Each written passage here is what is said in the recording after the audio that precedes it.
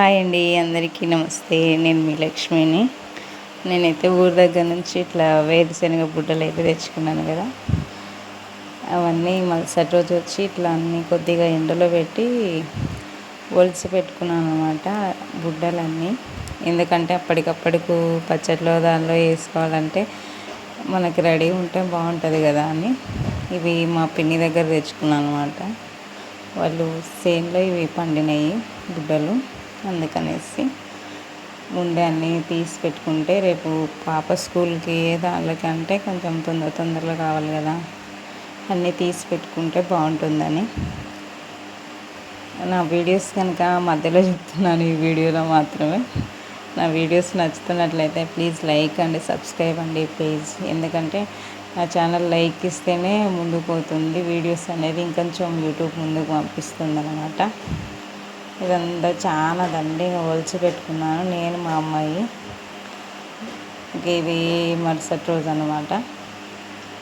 ఊరికి ఎందుకు వేసిన తర్వాత దేవుడి ఫొటోస్ శుభ్రం చేయలేదు కదా, అంతా శనివారం రోజు వీడియో అనమాట. ఇది శంకు చక్ర దీపాలు.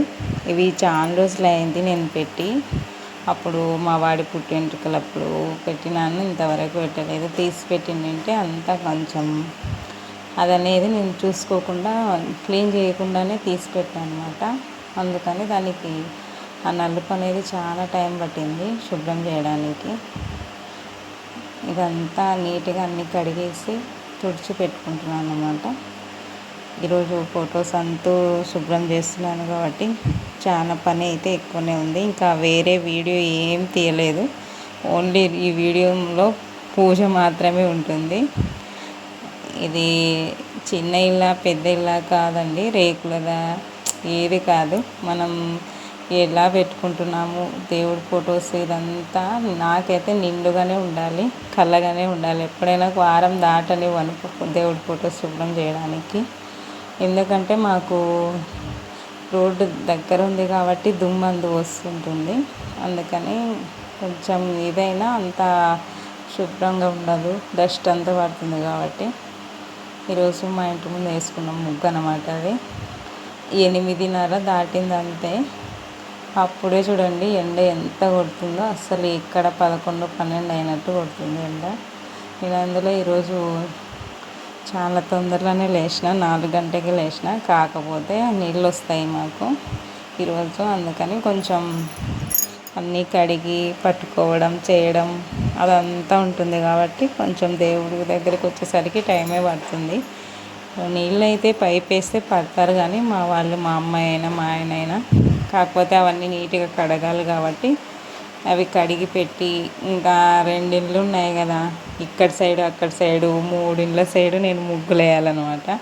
అదే వచ్చింటుంది నాకు ఈ ప్రాసెస్ ఎక్కువ. ఎందుకంటే నేను పండగలకు కూడా వెనకబడిపోతుంటాను, అందరు అయిపోతుంటారు, నేనే లాస్ట్ అయిపోతాను. ఎందుకంటే నాకు అంత సైడు ముగ్గులు వేసుకోవడము, ఇక్కడ మిద్దె సైడు, రేకుల సైడు, మళ్ళీ రోడ్డు సైడ్ అనమాట.